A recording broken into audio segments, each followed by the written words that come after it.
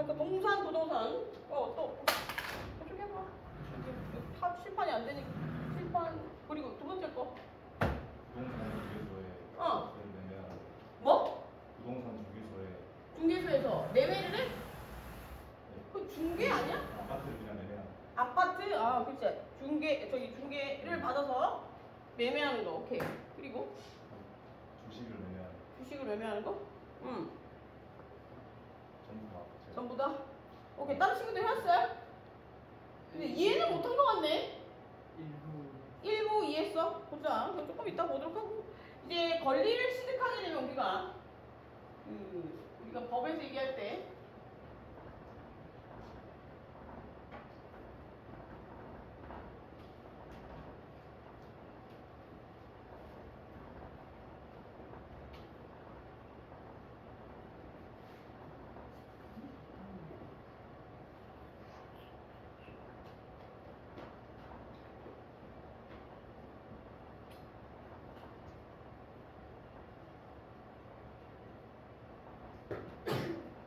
여기에서 우리가 법률 행위라고 하는 건 뭐냐면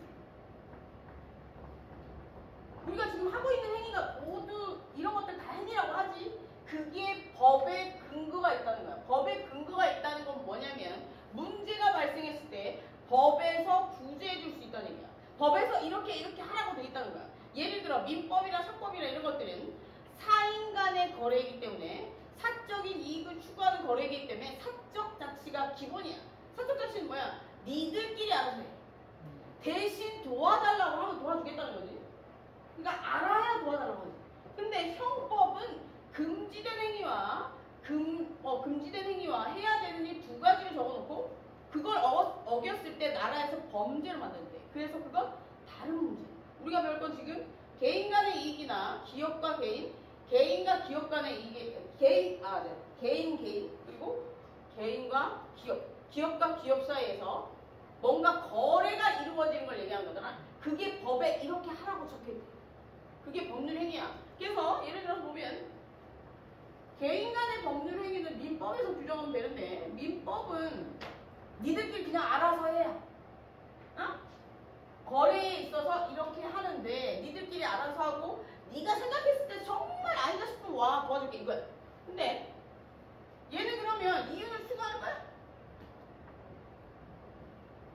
영리 추구. 여기에서 우리가 통상적으로 이윤을 추구한다는 얘기고 영리를 추구한다는 얘기는 뭐냐면 지속적으로 똑같은 행위를 해서 뭔가 남겨먹으면 이윤 추구야. 근데 예를 들어 내가 아파트를 사고 파는데 내가 생계를 위해 사고 파는데 그게 이윤 추구라고 볼 수 있겠냐? 물론 아파트 값이 오르면 이윤이 추구된 건 맞지. 근데 계속해서 지속적으로 그 행위를 해서 내가 돈을 버는 게 아니잖아. 그래서 그건 우리 통상적으로 이윤 추구라고 얘기 안 해. 근데 상법에서 얘기하는 건 뭐냐면 영리성이라는 건 뭐냐면 일정한 행위를 반복적으로 해서 뭔가 이익을 취하는 걸 우리는 영리성이 있다고. 응? 그래서 상법은 여기에서 지금 민법에서는 통상적으로 그냥 니들끼리 거래를 하는데 알아서의 사적 자치잖아. 그런데 여기에서 문제가 발생하면 도와주겠다는 거거든. 근데 여기는 영리성이 있을 수도 있고 없을 수도 있어. 그지? 있을 수도 있고 없을 수도 있어. 근데 상법은 봐봐. 상인 간의 거래는 이런 거야. 내가 계속해서 뭔가를 파는데 이게 잘 팔리게 하기 위해서 노력까지 해. 그리고 마지막 목표는 뭐야? 돈을 벌. 그러니까 영리성이라고 하는 거지. 근데 개인 간의 거래는 영리성이 있다고 보기 쉽지 않지. 영리성보다는 너와 나 사이에 마음가짐 되는 거잖아. 이걸 우린 영리라고 하지 않아. 우리 알겠니? 그래서 이제 당근에서 우리가 물건을 파는 거, 개인이 물건을 가지고 있는 물건을 파는데 영리가 추구되는 거야? 살 때 10만 원 주고 샀어. 만 원 팔아. 그게 영리 추구가 되니? 물론 버리는 것보다 낫겠지만 우리가 그걸 통해서 뭔가를 내가 돈을 벌겠다는 취지는 아니잖아. 그지? 근데 상인 같은 경우에는 거기 상점을 개설해서 새 걸 팔건 헌 걸 팔건 간에 똑같은 행위를 반복한 거잖아. 그래서 근데 이런 것들을 구별해야 되는데 우리가 중고 플랫폼에서는 그걸 구별할 수가 없기 때문에 걔네들이 제재를 못하는 거야. 자기들이 자발적으로 상인으로 등록하지 않는 이상 제재를 못하는 거야. 그거 제재해야 된다는 얘기가 나왔었거든. 근데 기준은 어떻게 잡을 거야? 내가 가지고 있는 물건을 그냥 판다라고 얘기하면 할 말이 없는 거야. 근데 그걸 이제 구별하는 기준은 또 다른 사이즈의 옷을 이렇게 해서 판다 이렇게 얘기하면 또 가족들의 옷이다 이렇게 얘기하면 말할 수가 없는 거야. 그래서 일반적으로 규정할 수 있는 기준이 없기 때문에 거기에 법이 적용되지 않는 거야. 그래서 봅시다. 그래서 여기에서 보면 우리가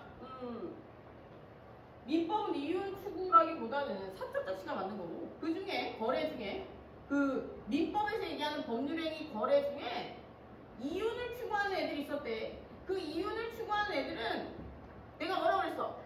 너와 나 사이의 문제만 아니고 다른 사람에게도 영향을 미치잖아. 다른 시장에도 영향을 미친단 말이야. 그렇기 때문에 다른 특별한 법으로 규정할 필요가 있어. 니들끼리 알아서 해로 끝나면 안 돼. 니들끼리 알아서 해로 끝나면 어떻게 돼? 가격 담합을 해가지고 경제가 무너진단 말이야. 그래서 우리 뭐 적어놔서 상법으로 따로 규정. 민법이랑 상법이랑 다 똑같아. 거래를 한다. 안전하게 한다. 법을 근거로 해서 한다. 니들끼리 알아서 한다. 이게 팩트거든?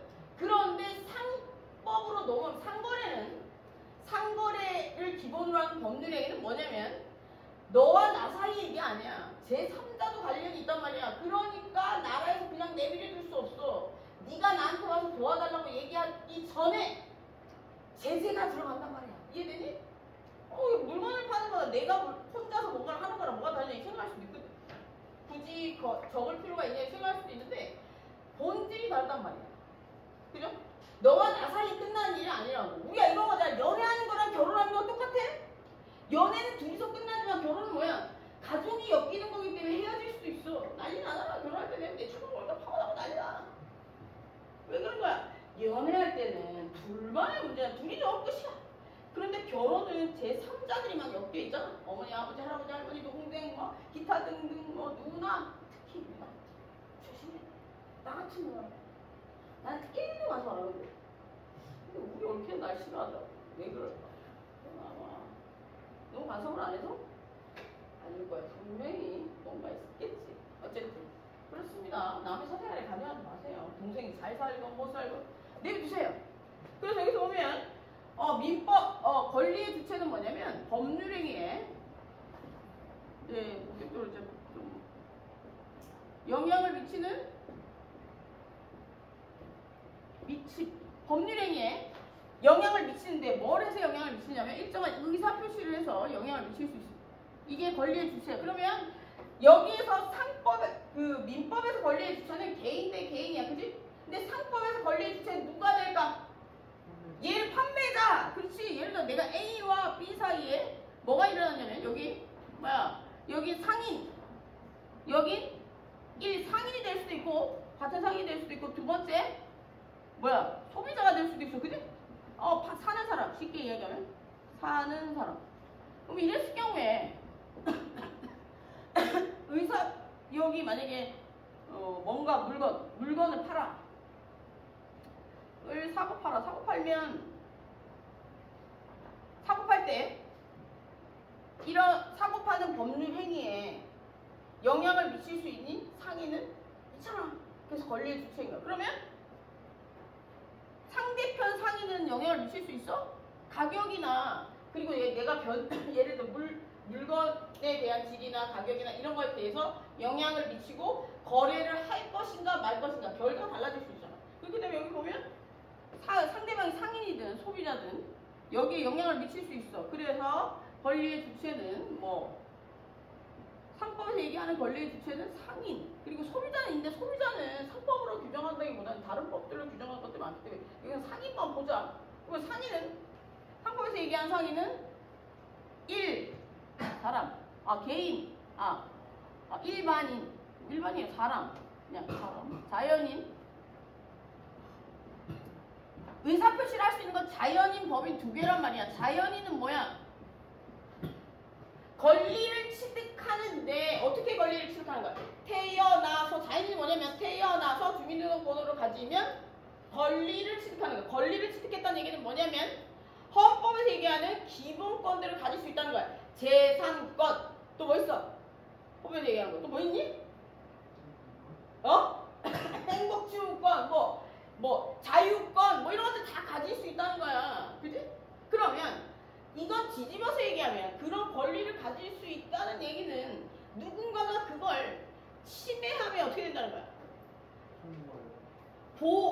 보호해 달라고 나라에 요구할 수 있다는 거야. 이 얘기는 뭐냐면 소송을 할 수 있다는 거야. 그래서 우리가 통상적으로 권리를 가지고 있다는 얘기는 1. 뭐야? 무슨 권을 가질 수 있는 거야. 무슨 권으로 끝나는 것들을 가질 수 있다고. 소유권 뭐 이런 것들 가질 수 있다고. 정유권, 유치권 이런 거 가지고 수 있다고. 그지? 무슨 권. 무슨 권이라는 얘기는 뭐냐면 등기부 등본이나 국가에서 얘기하는 서류에 등록할 수 있어. 그래서 권리를 가지는 거고. 두 번째, 이 권리를 등록할 수 있는 권리도 있고 안 하는 권리도 있구나. 부동산은 등록할 수 있고 동산은 등록 안 하는 거니까. 그래서 등록할 수 있는 권리 내지는 등록할 수 없는 권리를 가질 수 있다는 거고. 그리고 만약에 이 권리를 잃어버렸을 때 소송을 할 수 있다. 쉽게 이야기하면 내가 A에게 아파트를 팔아. 아파트를 팔면 이게 부동산이거든. 부동산은 예를 들어서 법률행위가 일어나면 권리가 이전을 해. 권리가 이전을 하잖아. A에서 B로. 근데 예를 들어서 이거 부동산이야. 동산을 거래해. 동산 거래는 어떻게 되는 거야? 동산 뭐 있어? 자전거상 주인이 자전거를 팔아. 자전거를 팔면 어떻게 돼? A가 주인이고 B가 사는 사람이야. 그러면 A와 B 사이에 자전거 거래와 관련해서 권리 요구 관계를 보면 얘는 주인이야. 주인은 어떤 권리가 있어? 이 거래가 성립하기로 했다면 의사표시. 나 이거 살래. 팔게. 의사표시가 합치가 되면 어떤 권리가 생겨? 그렇지. 돈을 받을 권리. 그리고 얘는 어떤 의무가 생겨? 자전거를 줘야 될 의무가 생겨. 그럼 얘는 어떤 권리가 생겨? 그렇지. 자전거를 요구할 권리가 생기는 거고 얘는 어떤 의무가 생겨? 돈을 요구할 의무가 생겨. 근데 이 거래가 합법적으로 다 끝났어. 그럼 어떻게 되는 거야? 이 권리와 의무가 사라진 거야. 그래서 우리는 이걸 채권계약이라고 해. 그래서 우리가 모든 법률행위는 물권계약이랑 채권계약이 있는데 물권계약은 나라에 등록을 해서 권리가 사라지는 게 아니고 이전하는 거야. 네, 알겠지? 근데 채권계약은 뭐냐면 너와 나 사이에 거래를 했는데 그게 부동산이 아니라서 다른 개념 다른 게 왔다 갔다 해서 얘가 사라졌대. 이해됐어요? 임대차 계약도 마찬가지야. 임대차 계약은 뭐야? 내가 전세 월세를 살면 이거 부동산 계약이야? 부동산 계약 아니야. 봐봐. 채권 계약이야. 내가 빌려 쓰고 그 공간을 대여받고 그 기간이 끝나면 다시 돌려주고 나 돌려받잖아. 끝나는 거야. 그러니까 그것도 일종의 채권 계약인데 사이즈가 너무 크니까 큰 경우에는 부동산처럼 등록할 수 있는 경우도 있다 그렇지. 그래서 전세권은 설정 등기를 할 수 있는 거야. 등기할 수 있다고. 예를 들어 2억 부동산이 있어. 전셋집이야. 그런데 내가 이거를 등록을 안 하면 봐봐. 걔가 돈 안 주면 끝이야. 내가 너한테 2억 빌려줬는데 네가 나한테 2억 안 갚으면 어떻게 되는 거야? 배를 찔 거야. 그럴 거야. 담보를 잡아놔야 되는데 만약에 담보가 없다면 어떻게 하는 거야? 못 받을 수가 있는 거야. 그래서 그 많은 그 돈에 대한 것들을 등록시키려고 전세권 설정 등기를 하는 거야. 채권 계약도 사이즈가 크면 담보를 잡아야 돼. 인적 담보나 물적 담보. 그러니까 이제 돈을 빌려주고 사고 이런 것도 문제. 예를 들어 물건을 사고 받을 때도 문제가 될 수 있겠지만 다른 것들도 그런 걸 할 수 있다는 거야. 이해됐죠? 그래서 여기 그 권리의 주제 자연인 법인이 있는데 보자. 자연인은 통상적으로 상인. 우리가 태어나면 상인. 얘기해서 이제 저번 주에 상인. 상인은 두 가지 종류가 크게 두 개인데 어떤 게 있어? 당해상이 또 의제상. 당해상이 뭐야? 상거래를 하는데 40인조 40인조에서 말하는 그 상거래를 하면 남아야 당해상인이래. 근데 그 외에 상거래를 하는데 상거래의 기본적인 목적 뭐야? 이윤추구. 그렇지. 그리고 이윤추구 연속성 그리고 상품이 정형화돼 있어야 된다. 딱 정해져. 아니 물건을 계속 이것만 팔아야 되는 건 아니지만 정해져 있는 물건을 일정 기간 오랜 시간 팔아야 돼. 지속적으로. 한 번으로 끝나는 게 한 번으로 끝나는 할인이 어디냐? 떴다가냐? 그게 떴다가 떴다가 불법이지. 잠시만, 떴다가 불법이냐? 모르겠어. 몰라서 물어보는 거자. 그래서 우리가 상인에는 당연상인, 의제상인 있다고 얘기했다, 그지? 이게 큰 그림이야. 그러면 법인도 있을 수 있을까? 법인은 권리의 주체가 법인 되려면 법에서 이야기하는 일정한 조건을 만들어서 등록하면 돼. 이게 법인이야. 그러면 상인이 법인이 되는 경우는 어떤 경우야?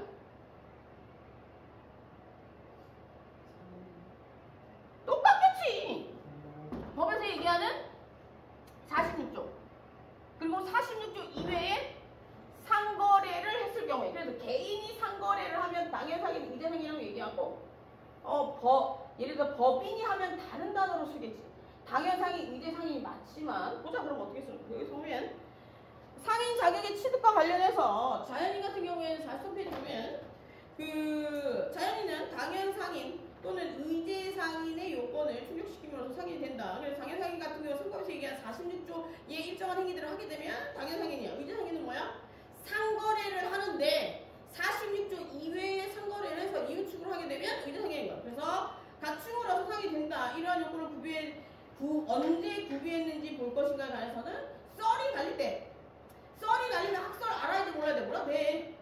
재판 결과는 어떻게 됐는가 보는데 이게 시시비비를 가렸다는 거거든. 이게 봐봐. 예를 들어서 자연인 같은 경우에는 보자. 그러면 판례에서는 어떻게 된 거야? 영업자금 차입의 경우에는 행위 자체가 성질을 모아서 영업의 목적인 상행위를 준비하는 행위라고 할 수 없지만 행위자가 주관적으로 영업을 위한 준비 행위였고 상대방도 행위자의 성명에 의해서 그 행위가 영업을 위한 준비 행위였다는 걸 인식하는 경우에는 상거래에 관한 상법 규정이 적용돼. 이게 무슨 얘기야? 내가 가게를 오픈하지 않았어. 그런데 오픈하기 전에 준비 단계에서 상인이야, 상인 아니야? 그 단계에서 거래하는 사람도 있잖아. 그 사람들은 어떻게 상법을 적용할 것이 아니면 민법을 적용할까? 이 얘기인 거야. 뭔가 문제가 있었겠지. 그러면 뭘로 하는 게 맞아? 네가 가게를 열어. 그런데 가게를 준비하는 과정이야. 그 과정에서 오픈하기 전에 뭔가 문제가 생겼어. 넌 상인으로서의 그 법이 적용돼야 돼? 아니면 일반인으로서 법이 적용돼? 그게 아니라고. 상인으로서의 그 법이 적용된다고. 그 얘기야. 이게 왜냐하면 나로 끝나는 게 아니고 상대방이 내가 상거래를 준비하고 있는 사람이라고 생각하고 있을 거야. 나만 중요한 게 아니야. 상대방의 것도 중요하다는 거야. 이해됐니? 이게 외운다고 되겠어? 외우면 어떻게 되는 줄 알아? 나처럼 돼. 내가 최근에 와서 상법을 좀 이해해가지고 학교 다닐 때는 상법의 개념이 하기야 우리 때 뭐 상법 1년 동안 배웠는데 교수님 매 여기 서가지고 알겠지? 뭐 이러고 가는데 뭘 알아? 모르지. 민법과 상법이 왜 갈렸는지 도저히 이해 못해. 민법과 상법은 내가 볼 때 그런 거야. 아까 얘기했던 것처럼 나 혼자로 끝나는 사람이 아니잖아. 그지? 제3자가 엮이기 때문에 특별한 법으로 만들 필요가 있어. 그게 우리는 특별한 사건이나 특별한 사람이나 특별한 기간에 적용되는 법을 우리는 특별법이라고 하는데 상법은 민법에 특별한 사람들에게 적용되는 특별법입니다. 이해되지? 자, 그래서 상인자격의 취급은 그렇습니다. 그래서 밑에서 보면 세 번째 단락에 생각한데 회사의 경우에는 설립 등기를 통해 비로소 권리 등을 취득하므로 그 이전에는 상인 자격이 부정되고 그 설립 준비 단계 보조적 상인이 상법에 적용받는. 이게 무슨 얘기냐면 봐봐. 우리가 법인이 상인이 된다는 건 뭐냐면 법에서 얘기하는 일정한 요건을 갖춰야지만 상인이 되는 거야. 준비 기간이 필요하다고. 네가 회사를 차려. 그러니까 등기소에가 등록하나? 거기 가가지고 네가 등록하고 싶다고 해서 그냥 등록할 수 있는 게 아니야. 거기서 요구하는 조건, 세무서. 네가 요구하는 조건들이 있다면 그걸 갖추어야지 네가 가서 등록을 할 수가 있어. 그지?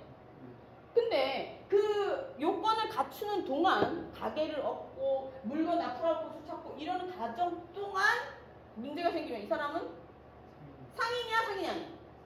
상인인 거지. 똑같은 거야. 그게 알지? 시작 시기가 아니고 준비 단계도 이건 왜 문제가 되냐면 예를 들어 채권의 소멸시효도 채권의 소멸시효라는 거 뭐냐? 내가 돈을 빌려줬어. 근데 네가 일정 기간 안 갖고 있는 거야. 근데 가만히 있어. 그러면 소멸이라는 건 뭐냐면 권리를 주장할 수 있는 기간이 소멸해서 시간적인 효과가 완성됐다고 해서 소멸시효라고 해요. 그러면 10년이 지나면 일반적인 채권은 개인과 사이에서 일반적인 채권은 10년이 지나고 나면 소멸시효가 완성돼요. 응? 근데 이게 상거래라면 얘기가 달라진단 말이야. 짧아.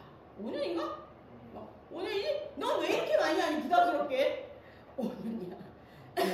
내가 얘들아, 내가 나라고 다 아는 게 아니야.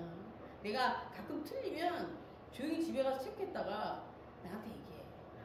수업시간 손 들고 얘기해도 돼. 괜찮아. 나 그런 거 별로 부끄럽게 생각 안 해. 내가 어떻게 다 아니? 보자. 그래서 짧아진단 말이야. 이거 짧아지는 이유는 뭐냐면 개인과 개인 사이의 거래에서는 둘이 피해보면 끝나잖아.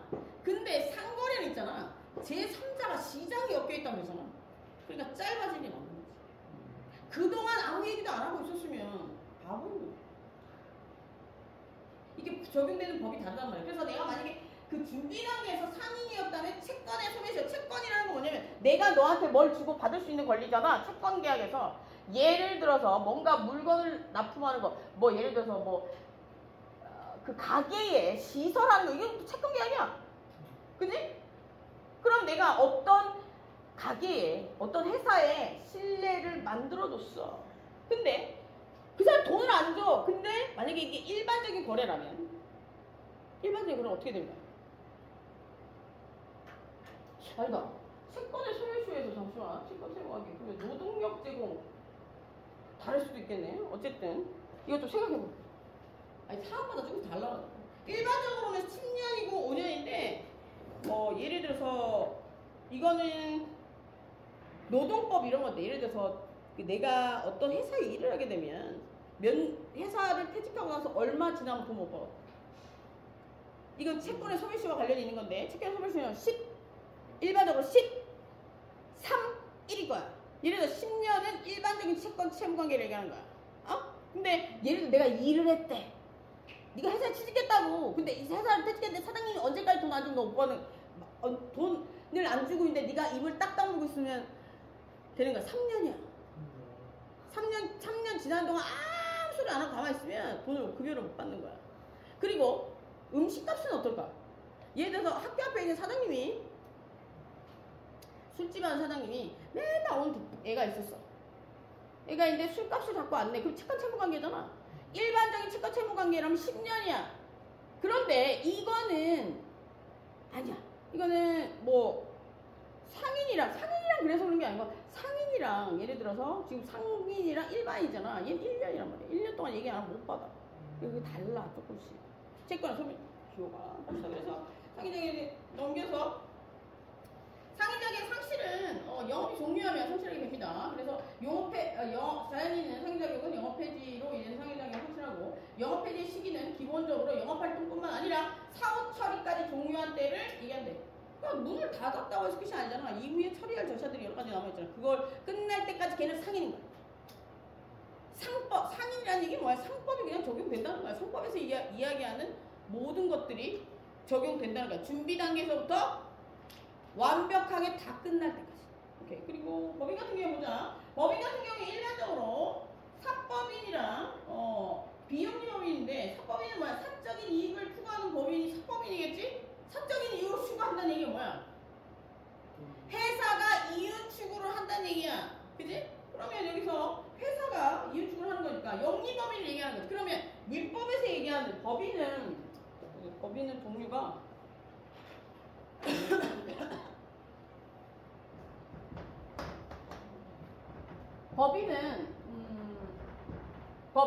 법에서 인격을 부여한 형태는 여러 가지가 있는데 첫 번째 비영리법인.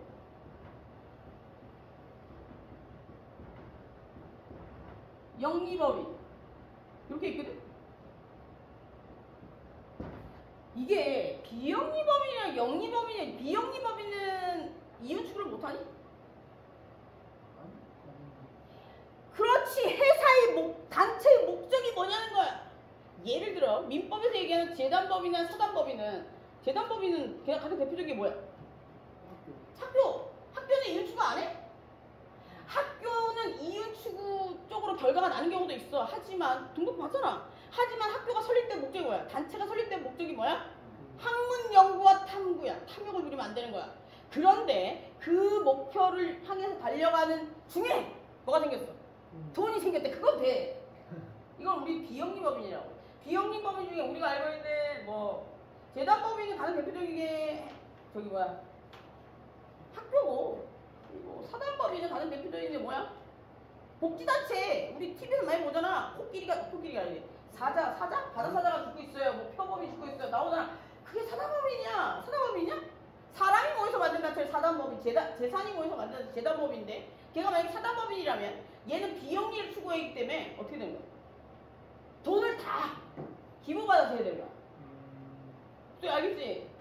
우리나라는 뭐 그래서 여기는 사단법인, 재단법인이지.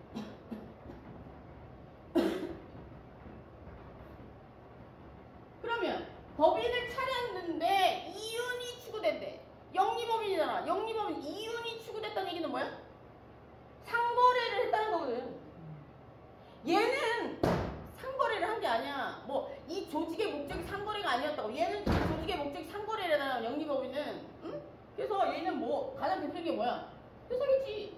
주식회사. 응? 그래서 이윤을 추구하는 형태. 그래서 여기서 보면 보자. 회사 영리법인은 상행위를 목적으로 한다잖아. 이 법인의 목적이 상행위래. 그럼 비영리법인의 목적은 뭘까? 영리를 추구하진 않지만 기타 다른 목적들이 있겠지. 재단법인, 아니 예를 들어서 그 조직의 목적이 사회복지라면 사회복지. 예를 들어서 우리나라는 사회적 법인이 있거든? 사회적 법인은 뭐야? 사회적 법인이 정해져 있어. 법이 있어. 사회적 기업인가? 아, 사회적 기업이. 법이 있어. 그래서 그 법에 따라서 일정한 요건을 갖추면 사회적 법인이 될 수가 있어. 사회적 법인이라는 건 뭐냐면 영리를 추구하지 않는 단체를 얘기하는 거야. 근데 이런 걸 얘기하는 거고. 예를 들어서 보청기 회사가 있어. 보청기를 만드는 어떤 사람이 있어. 그러면 우리가 나이가 들면 기가 힘들어지잖아. 사회적 기업이라고 그래. 왜 사회적 기업이라고 그러냐면 기업은 이윤을 추구하잖아. 근데 사회적은 있잖아. 이윤을 추구하는 게 아니야. 이게 충돌되잖아. 이게 무슨 얘기냐면 내가 일정한 사회적으로 기여를 했는데 돈이 나왔대. 예를 들어 돈이 안 나오면 사회복지법인이야. 복지단체가 되는 거지. 그런데 예를 들어 내가 일정한 행위를 했는데 사회에도 기여하고 나중에 보니까 그 결과에 덩달아 뭐가 왔어. 이윤도 추구가 됐다. 이런 것들을 우리는 사회적 기업이라고 해. 사회적 기업은 법이 따로 있어. 그래서 예를 들어서 목적이 노인층에 보청기를 만들어주는 게 목적이래. 그렇게 해가지고 돈을 벌 수 있니? 돈을 벌지 왜 못 벌어? 야, 이게 지금 보청기가 그 가격이 저렴해진 이유가 뭐야? 예전엔 보청기를 일일이 기에 맞춰서 했단 말이야. 300, 200 이랬었거든. 근데 그거를 어떤 사람이 이런 생각을 해봤대.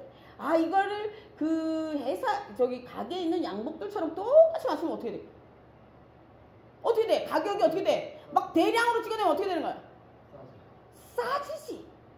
그래서 얘는 싸지고, 그리고 이걸 어느 수준에 맞췄냐면 나라에서 이게 힘든 분들에게 주는 복지급여 30일에 그 30에 맞춰준대. 그래서 우리 지하철역 같은 데 가면 지하철 어디 길거리 가다 보면 보청기 무료로 해드려. 그 무료가 아니야. 거기서 나오는 돈을 바탕으로 해서 해준다는 얘기겠지. 그지? 왜 알겠냐? 내가 가서 보청기 해달라고 하면 안 돼. 나는 자기 조건이 안 되니까. 아무리 내가 귀가 안 들려도. 이해되니? 그거 의료비 지원이고.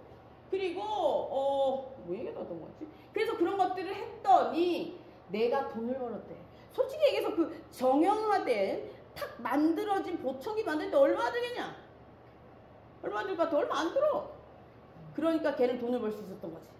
우리는 그러면 어떤 일을 해야 돼? 우리가 지금 그 회사 중에도 이미지를 좋게 하기 위해서 사회적 이미지를 상승시키는 회사들이 많단 말이야. 그 회사는 어떤 거야? 회사인데 사회에 기여를 해서 매출을 올리는 거야. 결론적으로 얘들은 매출을 올리는 게 가장 중요해. 그래서 걔는 기업이야. 그지? 근데 사회적 기업은 뭐야? 얘들의 목적은 사회를 행복하게 만들게 목적이래. 그런데 이윤이 추구됐대. 그러니까 사회적 기업이지.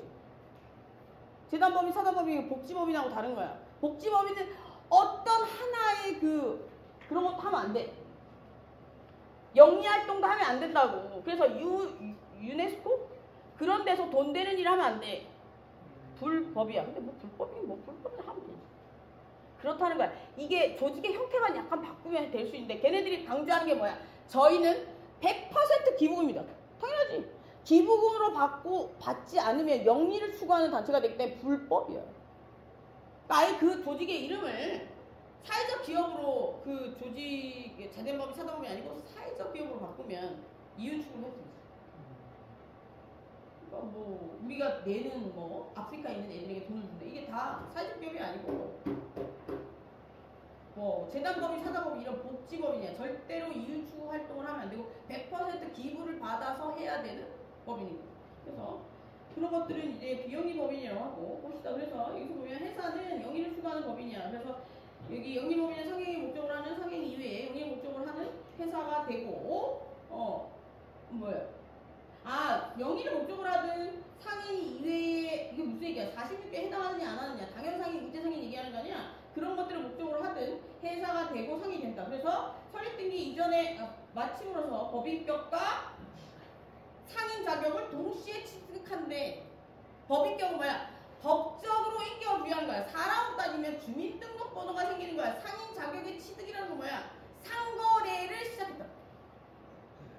얘는 그래서 동시에 취득된다. 그래서 영업을 개시하지 않아도 무방하다. 설립 중인 회사는 법인격이 없이 상인이 될 수 없으나 그 설립 준비에 보조적 상인으로서 상법에 적용될 수 있다. 설립 등기가 안 됐더라도 그 설립을 위해서 일정히 하는 행위들은 상법에 적용받는다면 이해됐냐?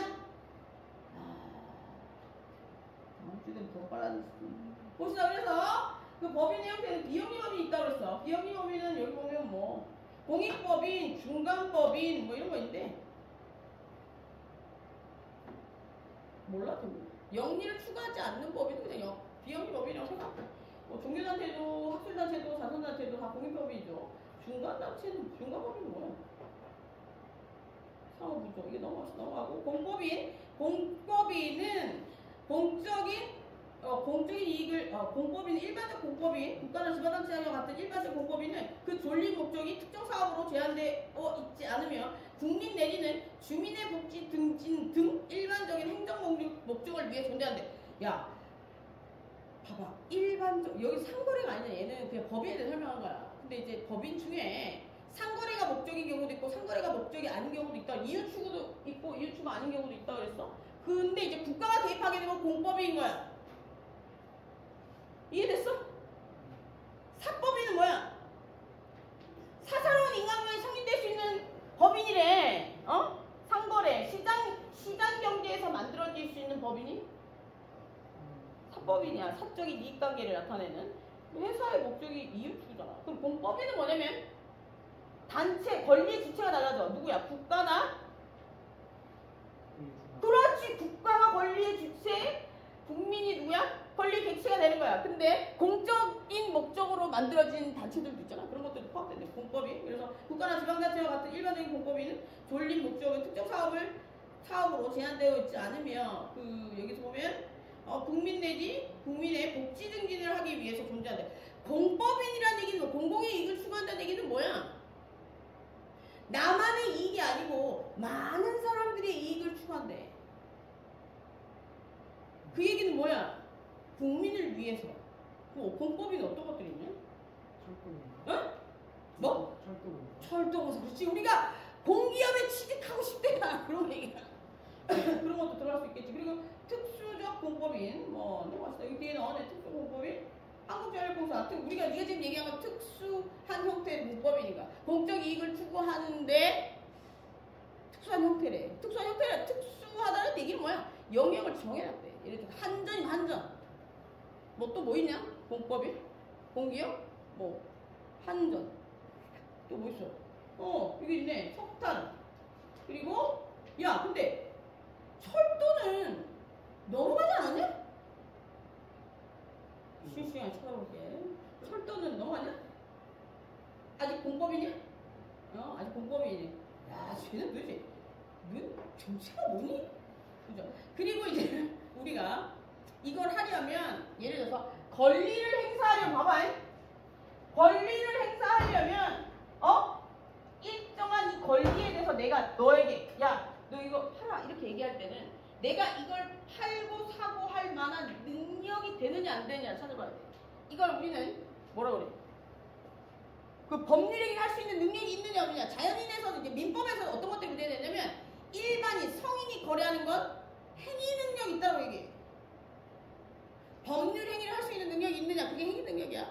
그러면 상인과 관련해서는 법률 행위를 하는데 영업을 하는 거잖아. 그러니까 영업 능력이 있느냐 없느냐. 민법에서는 미성년자는 행위 능력이 없다라고 얘기했잖아. 엄마의 에르메스 가방을 아들내미가 어떻게 했어? 200에 팔았어. 2천만 원짜리 어떻게 할 거야? 미성년자와의 거래는 어떻게 된 거야? 없었던 일로 된대. 근데 상법은 약간 달라. 알려줄게. 쉬었다 하자. 들어오셔야 돼. 쉬었다 해.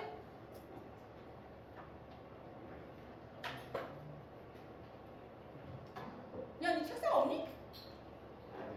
어디 갔어 책상? 아, 옷 들어오세요. 야, 너 뒤에 거를 하나 땡겨서 해. 그러냐? 그래, 땡겨서 했어. 땡겨지.